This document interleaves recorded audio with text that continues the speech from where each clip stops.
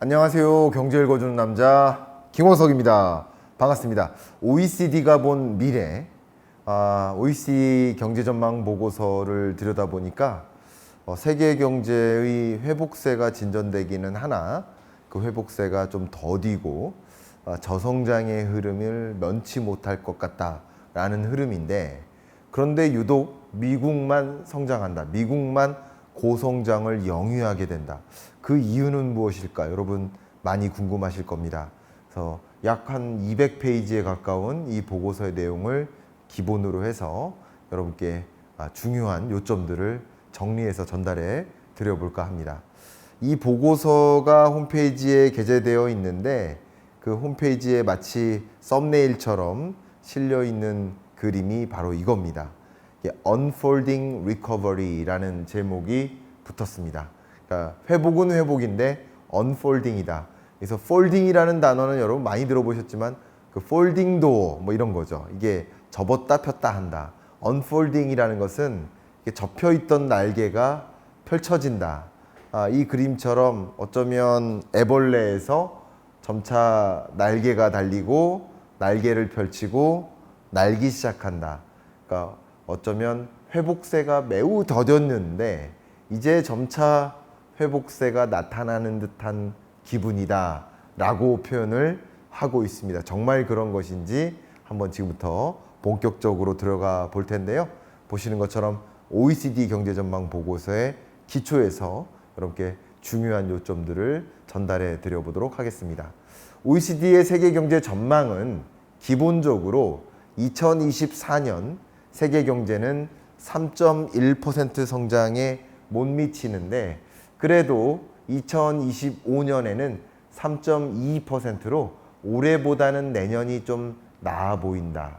물론 G20 국가들의 성장률은 올해나 내년이나 여전히 3.1%니까 뭐 좋은 경제다, 폭발적으로 성장하는 경제다 라고 보기보다는 2020년 팬데믹 경제 위기 왔었고 2022년 러우 전쟁 이후에 엄청난 고물가의 충격이 왔었는데 24년은 그래도 그 지점으로부터는 점차 회복되는 국면이다. 성장한다는 뜻보다는 회복되는 국면이다. 그러나 회복세가 더디고 미흡하다. 이렇게 설명을 드리도록 하겠습니다.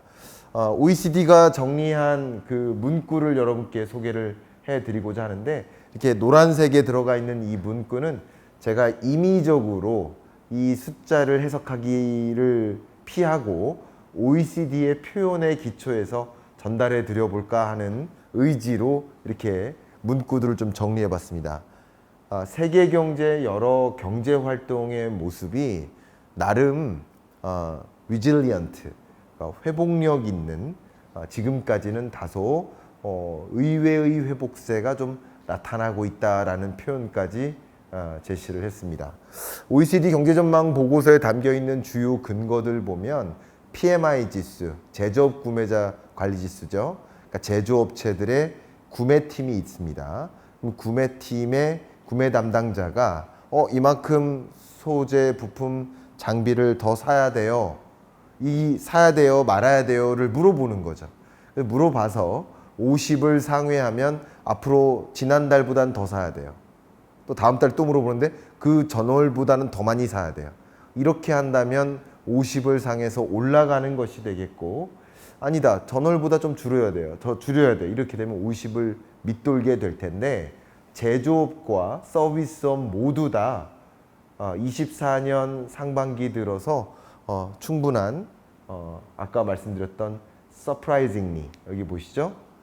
의외로 놀랍도록 resilient한 회복되는 모습이 현재까지는 전개되고 있다, 이렇게 표현을 하고 있습니다.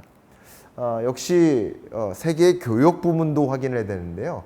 방금은 생산 부문을 봤다 그러면 생산된 것이 얼마나 세계적으로 활발하게 교역되고 있는가를 봐야 되는데, 그 교역되고 있는가를 볼 수 있는 대리 변수가 쉬핑 볼륨입니다. 얼마나 해상 선박 이 물동량들이 계속 돌아다니는가, 물동량이 얼마나 이동하는가, 주로 컨테이너선의 볼륨을 통해서 우리는 확인할 수 있겠는데 2022년에 어려웠다가 23년 나름 회복되는 듯 했다가 지금은 어느 정도 자리를 잡는 듯한 모습. 그러니까 세계 생산도 활발하게 이루어지고 있고 생산된 물자가 잘 교류되고 있다, 교역되고 있다. 그러니까 세계 경제가 예상외의 회복세가 진전되고 있다라고 볼 수 있는 여러 면면들이 이렇게 제시되어 있습니다.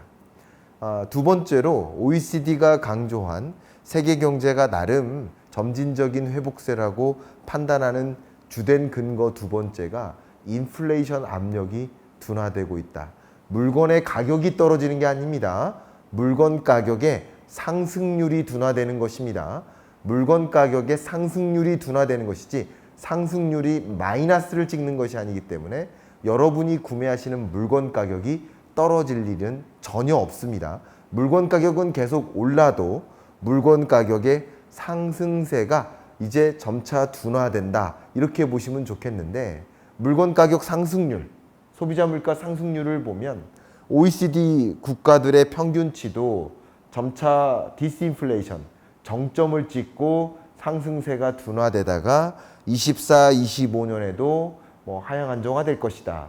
유로존도 그렇고 미국도 그렇고 우리나라도 마찬가지 2024년 정도 중반이 되면 이 헤드라인 인플레이션 물가 상승률이 목표하는 수준에 가깝게 온다. 이렇게 전망을 한 겁니다. 역시 코어 인플레이션을 또 봐야 됩니다. 헤드라인 물가 상승률 중에서 전체 소비자 물가를 계산할 때 여러분의 소비 품목이 한 460여 가지가 있는데 그 중에 일부가 식료품일 것이고 그 중에 또 일부가 에너지 관련 소비 품목인데 이 식료품과 에너지 관련 품목들은 급등락이 심해요. 그죠? 그래서 기조적으로 물가가 잡히는가를 보는 데는 한계가 있어요. 그래서 이 두 가지 품목을 제외한 나머지 품목, 이것을 근원물가라고 하고 이 근원물가 상승률이 말 그대로 그 나라 경제의 기조적인 측면에서 물가가 잡히고 있는가를 확인할 수 있는 근거가 되니까 코어 인플레이션율이 더 중요할 수도 있겠다. 어쩌면 헤드라인 물가 상승률은 여러분의 체감 물가와도 가까울 수 있겠지만 근원 물가 상승률은 통화 정책의 의사결정, 금리를 인하할지 여부를 결정하는 통화 정책 관점에서는 근원 물가가 더 중요한 것이다. 이렇게 볼 수 있겠고 근원 물가 상승률은 잠깐 비교해 본다면 헤드라인 물가 상승률의 흐름보다 근원 물가 상승률의 흐름이 더 낮게 2%에 가깝게 전개되고 있다. 그리고 이미 24년 중반부터 한국이든 유로존이든 미국이든 근원 물가 상승률은 2% 수준에 가깝게 안착할 것으로 OECD는 전망하고 있습니다. 표현을 본다면 인플레이션이 다소 타겟, 목표 물가, 이 주요 선진국들은 2%를 타겟으로 하니까 2%에 가깝게 떨어지고 있다.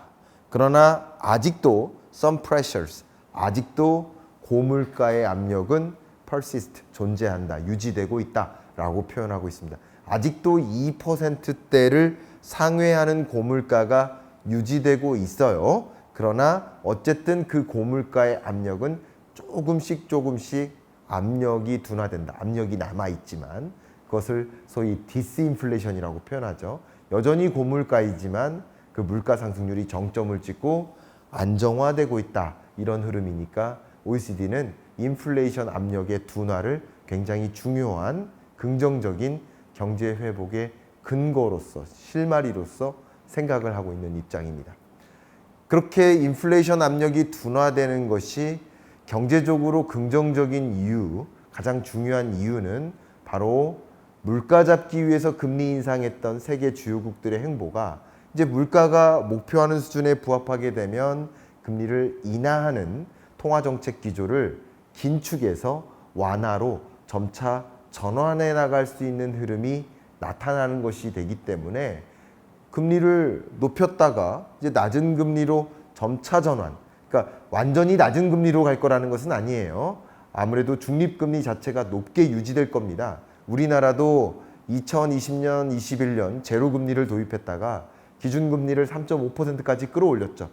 다시 금리를 인하해도 0%로 내리는 게 아닙니다. 아마도 중립적인 목표 금리는 2에서 2.5%가 될 거라고 생각합니다. 어쨌든 높았던 금리를 점차 적정금리, 중립금리를 향해 금리를 인하해 나가는 통화정책 기조의 전환을 거의 예고하다시피 하고 있습니다. 왜냐하면 이 보시는 이 그래프는 뭐냐면 목표하는 목표 물가 수준을 이미 이룬 나라들, 이미 목표 물가 수준에 왔거나 심지어 목표 물가보다도 더 떨어진, 목표 물가가 2%인데 물가 상승률이 지금 1.8%까지 그 언더로 떨어진 그런 나라들을 계산해 보니 23년 중반부터 시작해서 24년 초까지 그런 나라들이 목표하는 물가 수준에 도달한 나라들이 점차 많아지고 있는 모습이다. 자, 이런 것들을 본다면 통화 정책의 기조가 이제 전환을 준비하는 시점이지 않나라는 것을 가늠해 볼 수 있겠는데, 역시 통화 정책 기조의 전환으로서 어떤 표현을 OECD가 했냐면 뱅크 랜딩, 그러니까 은행 대출이라든가 디파짓 레이트, 그러니까 대출이나 예금, 그러니까 예대금리인 거죠. 은행 예대금리가 이제 뭐에 왔다? 올라가는 게 멈췄다. 올라가는 게 멈췄다. 정점을 찍었다. 선진국들의 경우에는 예대금리가 더 이상 안 올라가고 정점을 찍고 유지되거나 소폭 떨어지고 있다라고 표현을 하고 있습니다. 실제 OECD는 이제 물가가 2%라는 목표 수준에 부합하게 되고, 그러면 점차 기준금리도 적정금리를 향해서 점진적으로 인하해 나갈 것으로 보고 있는데, 미국 같은 경우도 24년 연내 2차례 정도 금리 인하하지 않겠는가 이렇게 예견하고 있고, 유로존도 연내 2차례 정도 인하할 것이다 이렇게 보고 있습니다. 영국 같은 경우도 또 그 밖에 캐나다나 호주나 한국 같은 나라들도 주요 선진국들이 지금의 금리는 조금 더 이 물가를 잡기 위해서 조금은 제약적인 통화 정책, 그러니까 높은 금리를 도입했다면 이제 적정 금리를 향해서 점차 점진적으로 인하해 나가지 않겠는가. 지금 이런 통화 정책 기조는 무슨 경제 위기가 와가지고 경제 위기를 막기 위해서, 경기를 적극적으로 부양시키기 위해서 대대적인 금리를 인하하는 팬데믹 경제 위기 때처럼, 2008년 글로벌 금융위기 때처럼 그때처럼 대대적으로 금리를 인하하는 그런 통화 정책 기조의 전환이 아니라 높은 금리에서 적정 금리를 향해 다시 내려가자. 금리 정상화로 가는 거죠. 통화 정책 정상화. 지금의 5.5% 기준금리는 정상적인 금리는 아니고 충분히 경제를 억누르는 제약적인 금리니까 이제 물가 다 잡혔다면 경기 부양적으로 또 금융부실 문제를 해결하기 위해서 적정 금리를 찾아 나가자. 금리 정상화인 거야. 금리 인하라고 받아들이기보다는 금리 정상화 기조로 세계적으로 선진국들이 갈 것이다. 유독 일본만 마이너스 금리를 도입했었던 그 상황에서 최근에 한 차례 금리를 인상해서 제로 금리까지 왔는데 24년 연내에 추가적인 금리 인상을 단행할 것이다. 그러니까 일본은 지금의 물가가 너무 높으니까 물가를 내리기 위해서 금리 인상을 하는 것도 아니고요. 지금은 적정 물가 상황이니까 이제 적정 금리를 향해 가자. 일본도 역시 통화 정책 정상화 기조로의 전환인 거죠. 그러니까 세계 경제가 중립금리를 찾아, 저마다 중립금리를 찾아 정상화하는 기조로 갈 것이다. 이렇게 보고 있기 때문에 과도한 고금리 압력이 해소되면서 또 세계 경제의 회복세가 점진적으로 나타나지 않겠는가 하는 것을 그림 그리고 있습니다. 고금리가 완화되면 이제 기업들은 신규 투자해야 되겠네. 또 시장에서도 여러분들도 금리가 다소 낮아지니 저축해냈던 돈을 조금 더 주식으로 혹은 부동산으로 전환해야 되겠네 하는 돈의 움직임이 있으니까 그게 시장 가격을 끌어올리고 그게 또 실물 경제 회복으로 연결이 되겠죠. 그런 식으로 통화정책 기조의 전환이 실물 경제나 자산 시장을 긍정적으로 움직일 것이다. 이렇게 OECD는 바라보고 있습니다. 실제 OECD가 봤던 그 견해를 그대로 읽어드리면 OECD는 세계 주요국들의 이 정책 금리가 디클라인 할 것으로 전망한다. 올해 말이죠. This year. 그죠? 그리고 in most large advanced economies. 대부분의 선진국들의 경우에는 올해 안에 금리 인하를 시작할 것이다. 이렇게 표현을 한 겁니다. 그런데 세계 경제가 참 이상한 모습이에요. 불균형 회복세를 보입니다. 노동시장도 불균형합니다. 왜 불균형하냐? 세계 경제는 보시는 것처럼 평년 2013년에서 19년 동안 한 3.4% 성장했어요.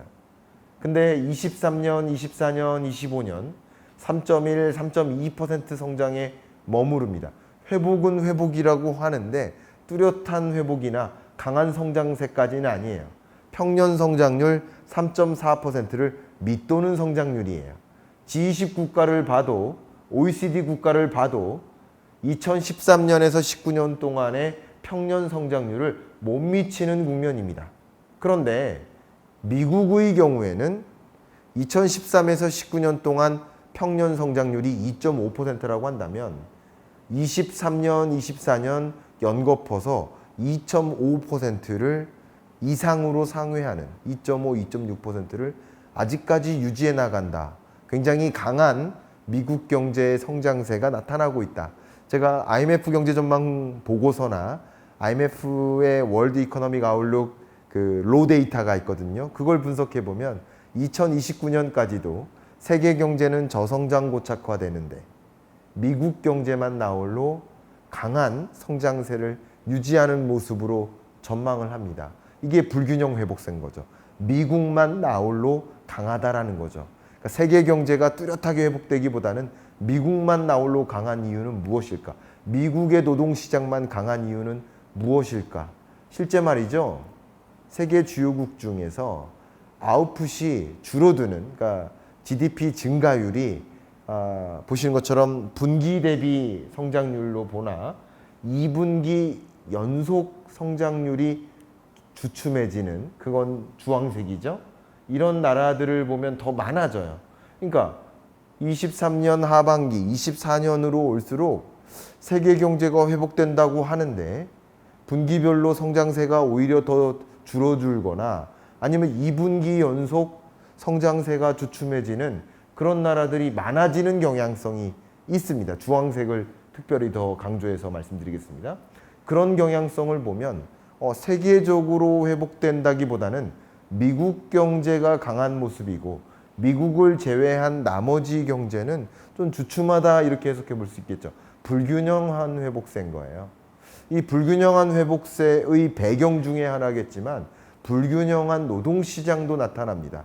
가장 대표적으로 이 foreign born, 그러니까 해외에서 태어난 해외 인력이죠. 해외 인력이 해당 국가의 노동시장에 얼마나 기여를 하는가를 보여주고 있는데, 과거에 비해서 최근 2023년이 초록색입니다. 과거가 주황색이고요.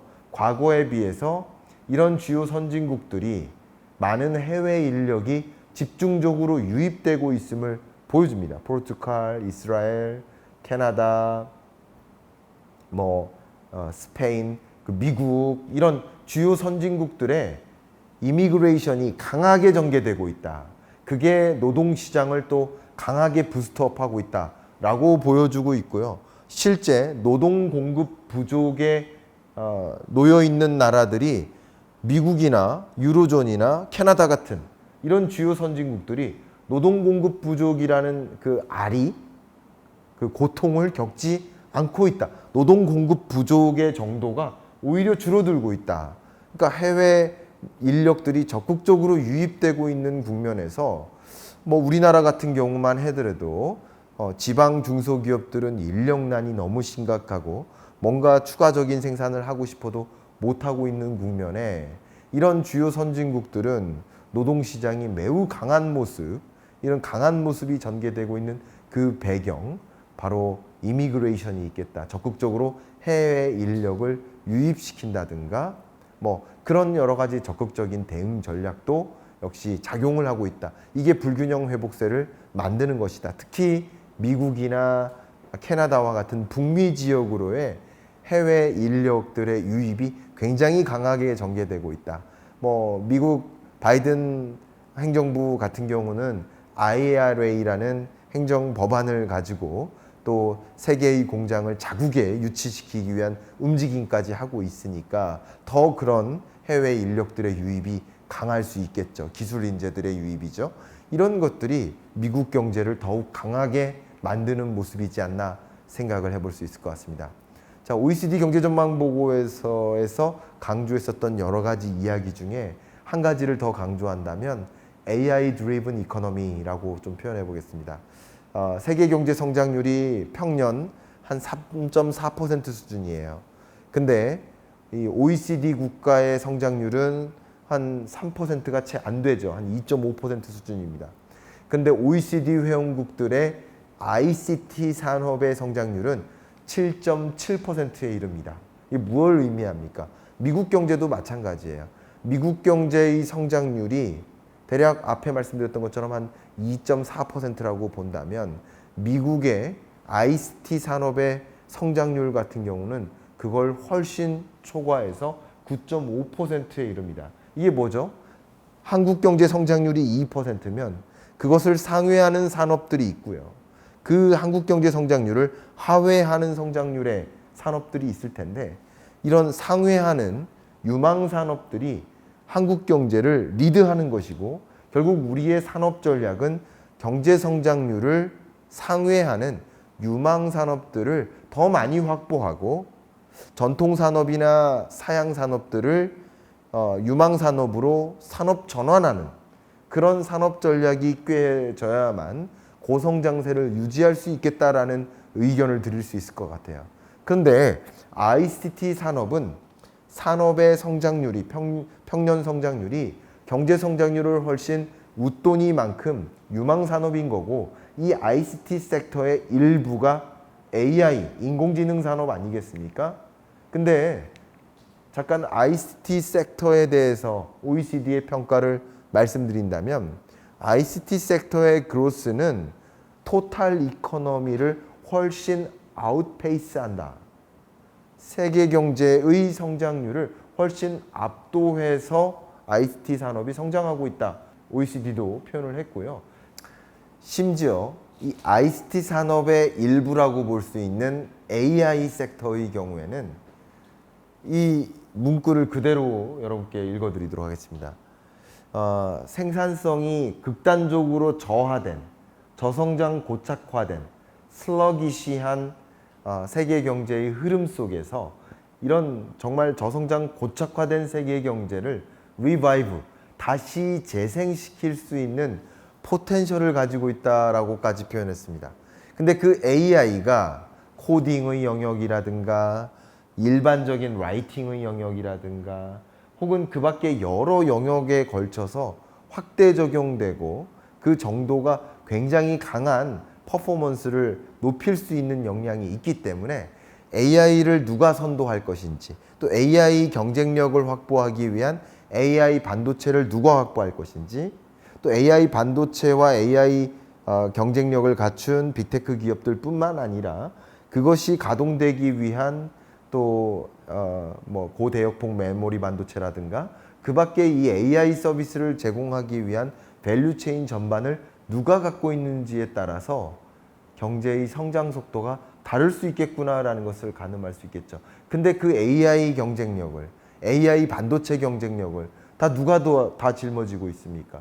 세계 시가총액에서 1위부터 10등 안에 들어가는 AI 혹은 AI 반도체 기업 다 누구 겁니까? 미국 기업 아니겠습니까? 이런 흐름 속에서 말 그대로 AI 드리븐 이코노미라고 볼 수 있고 미국 경제는 이 AI를 드라이브하고 있기 때문에 그렇기 때문에 미국 경제가 나홀로 강할 수 있다. 세계 경제는 슬러기시한데 미국 경제는 나홀로 스트롱할 수 있다 라는 표현이 OECD의 의견이라고 볼 수 있겠습니다. 자, 그러면 이런 OECD가 바라본 이 세계 경제의 흐름, 미래 2030년까지의 흐름을 봤을 때 우리는 무엇을 준비해야 됩니까? OECD가 강조한 표현을 먼저 읽어드리면 이노베이션이라는 표현을 썼는데 이노베이션 에포트, 혁신을 일궈나가기 위한 노력이 더 추가적으로 개선돼야 된다. 심지어 세계적으로 이미 더 이렇게 막 경쟁하고 있는 이런 국면에 그 이노베이션 노력이 더 경주하듯이 더 집중되고 있는 그런 상황에 놓여 있다. 그럼 이런 국면에 우리는 어떻게 됩니까? 그러니까 혁신을 끌어올리기 위한 노력을 더 정진해야 되겠죠. 그럼 어떻게 합니까? R&D 예산을 늘린다든가 미래 유망 산업을 더 확보한다든가 AI 반도체 또 고대역폭 메모리 반도체 그 밖에 뭐 시스템 반도체 혹은 그 AI 서비스를 공급하기 위한 이 밸류체인 안에 있는 이 해당 산업들을 우리가 확보하고 해당 산업 내에서 경쟁력을 갖추기 위한 또 이런 R&D 기술 인재를 확보하고 그리고 그런 영역에서 페이턴트 뭐 R&D 투자의 결과물이라고 볼 수 있겠죠. 이런 것을 더 많이 확보하고 지적재산권을 확보하고 그러면서 미래 산업을 우리 것으로 또 우리의 영역을 좀 더 확보해 나가는 지능 산업의 영역을 확보하는 게 아니라 유망 산업의 영역을 조금 더 확보하고 그럼으로써 우리는 더 혁신 노력을 단행할 수 있지 않을까 하는 의견을 좀 드려봅니다. 세계 경제가 저성장 고착화되고 있고 근데 미국 경제가 나홀로 강하게 전개되고 있는 이런 면면들 속에서 미국 경제는 어떻게 그러한 드라이브를 걸 수 있는지 그런 배경을 들여다보고 그 안에서 우리 한국 경제는 어떻게 나아가야 될지를 함의를 찾아볼 수 있는 그런 계기가 되셨기를 바라는 마음으로 이번 주 경제 읽어주는 남자 마무리하도록 하겠습니다. 감사합니다.